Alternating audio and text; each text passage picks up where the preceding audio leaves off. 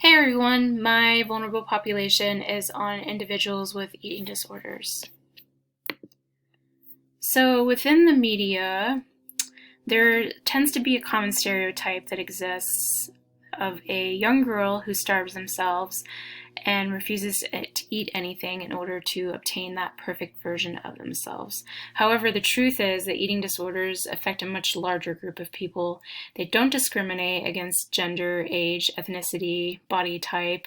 Men and women are both affected, and research demonstrates that the social media and just media in general contributes to development and the maintenance of eating disorders, particularly here in Western cultures and also then throughout the world.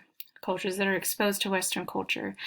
The messages and images that focus on value of appearances and thinness for females have a significant negative impact on body satisfaction, weight preoccupation, eating patterns, and emotional well-being. Family impact. So research has shown that families of individuals with eating disorders tend to be overprotective, perfectionistic, rigid, and focused on success. They have high, sometimes unreasonable expectations for achievement, and they place exaggerated attention on external rewards. So children that grew up within these families usually try to have the appearance of success by being thin and attractive. Even if they don't feel successful, they typically feel like they can't live up to the expectations of their parents, and by controlling something such as food intake, they feel that that is more easily obtained. So that is why a lot of children within these families develop eating disorders. Some other individuals, and not all, but some that grow up in these families can also be affected by negative behaviors such as alcohol and drug abuse, domestic violence, divorce, are not uncommon for some individuals that suffer from an eating disorder. Others have also experienced sexual or physical abuse or neglect. That is not always the case, but that can be the case for some individuals with eating disorders. And research has shown that parents can play a huge role in recovery for those with eating disorders. It has actually shown to be twice as effective versus if someone tries to go to individual psychotherapy. The role of peers.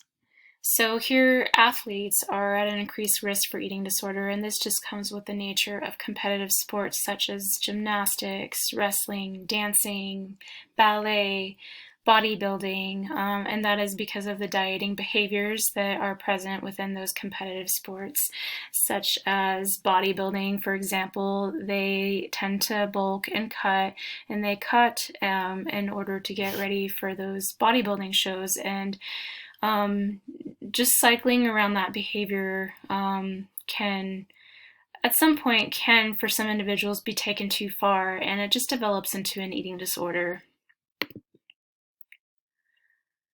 So the cyclical nature of eating disorders, that they're usually learned and often reoccur within families.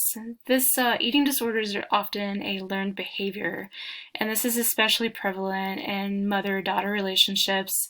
Mothers who struggle with or have an eating history of eating disorder, it's important for them to avoid dieting around their child or talking negatively about themselves. They should talk to their child about the dangers of eating disorders and possibly some social media that portrays them as a type of lifestyle.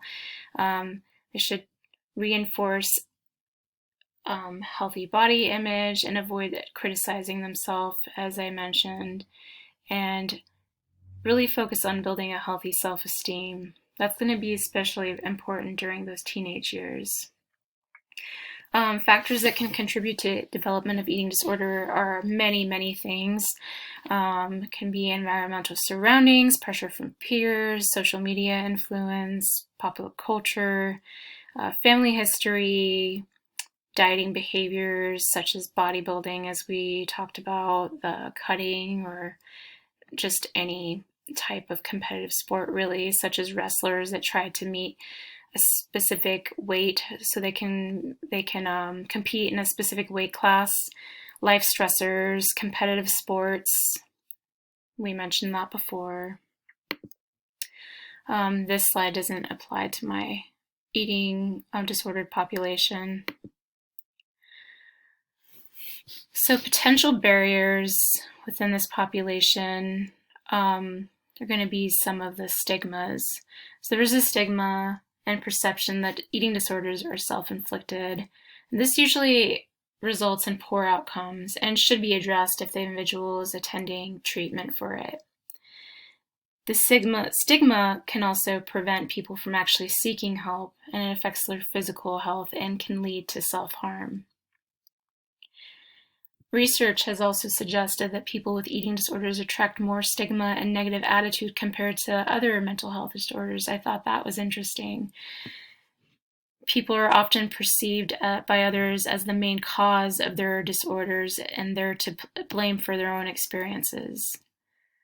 The fact is that eating disorders stem from a combination of biological, psychological, and social influences. Long-term recovery success really depends on providing education and that support that they're going to need. So within the international scope, I found that in countries such as Saudi Arabia and the United Arab Emirates, mental illness is considered a taboo. And although sterilization is no longer a treatment for people experiencing mental health problems in those countries, there's still a lot of stigmas associated with them. And it usually leads to discrimination and prevents people from seeking help when they really need it. Also, something to note is that within these countries, psychiatric professionals that are usually able to help are pretty impossible to find. It's almost like a death sentence having a mental illness in a country like this. So socioeconomic status, I can't talk. The stereotype that primarily persists among individuals of higher socioeconomic status class. So it's usually there's a belief that people of higher socioeconomic status are going to be most affected by eating disorders. That is not true. Eating disorders can and do present in low-income populations as well. But because of this belief, there is a high likelihood that they'll have a difficult time finding diagnosis, proper screening, or treatment because of this stereotype.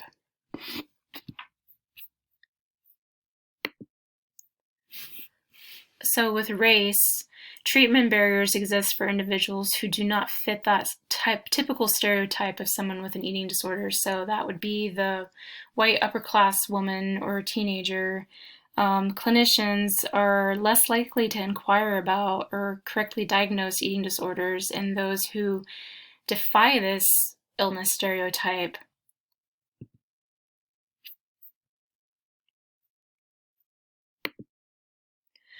with religion, this can be a tricky one because there are religions where fasting is still part of the faith, and this can be tricky if individuals can and have used their religion as a excuse for their addictions. So eating disorders have been conceptualized in the addiction field as a process addictions. Eating disorders fit into an addiction framework, and as they involve key elements which define addiction as a compulsivity, a loss of control, and repeating behaviors despite harmful consequences. So the emerging interest is the link between religion and spirituality in eating disorders. Some researchers have suggested that religious spiritual belief as a beneficial force, either beneficial or harmful force in their eating disorders. Because, as I mentioned, certain individuals could use this as a justification for their eating disordered behavior.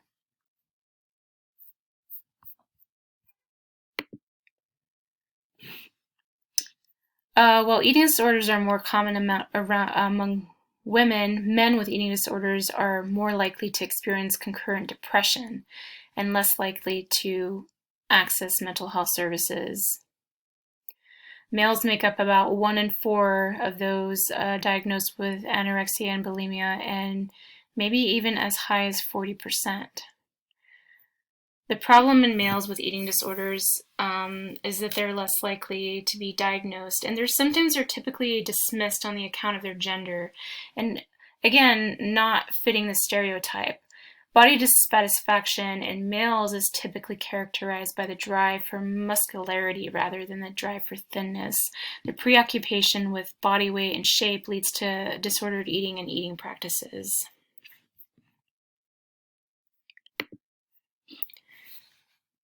Geographical location. So in circumstances where someone is living with an eating disorder is not able to access medical assistance, the lack of access to treatment can have threatening consequences on the person's body. Examples would be bowel obstruction, perforation, cachexia, which is the muscle wasting, esophageal rupture, tooth decay, cardiac pathology. Causes of death can include stomach ruptures, esophagus tears, kidney failure, and cardiac arrest. Not having access to care or treatment can lead to higher mortality rates within individuals of specific geographical locations. So some biases that may exist. Implicit could be that maybe subconsciously somebody, even the person with the eating disorder, only considers extremes as a problem. So someone who is extremely malnourished or extremely obese as a problem, whereas like maybe people who look normal but have an eating disorder, that individual that has the disorder may feel that there's nothing wrong with them and they don't need to seek treatment. Explicit could be that maybe people think that everyone from a certain occupation or certain people always have an eating disorder. So models or ballerinas or obese population, like just looking at the individual and thinking, oh, just because they do this, they must have an eating disorder. The other explicit bias could be that people perceive eating disorders as being self-inflicted. So lastly is our international scope. Eating disorders have been more common around the globe, even in impoverished countries, which I thought was pretty interesting. Multiple studies have evaluated how Westernization affects the elevated rate of eating disordered populations. So the Western culture, which is our culture, has spread throughout the world, and this has affected the rate of eating disorders around the world. On the islands of Fiji, researchers conducted an observational study of eating disorders. The results actually showed that the impact of Western media in the past, Fijians, I think that's how you say that, they typically used to value heavier sized body types, and that was their ideal of beauty. But once TV was introduced in the late 1900s, so like 1900s, eating disorder rates were less than 1% before the TV and American TV shows and Western culture and stuff like that. And then 3 years after, the survey found that 15% of women had developed bulimia. That's pretty significant. The findings in the article published by University of Columbia disproved the notion that eating disorders only occur in Western cultures. The results suggest that eating disorders are not culture-bound or culture-specific, but rather culture-reactive. that I thought was really interesting. And that is the end of my presentation.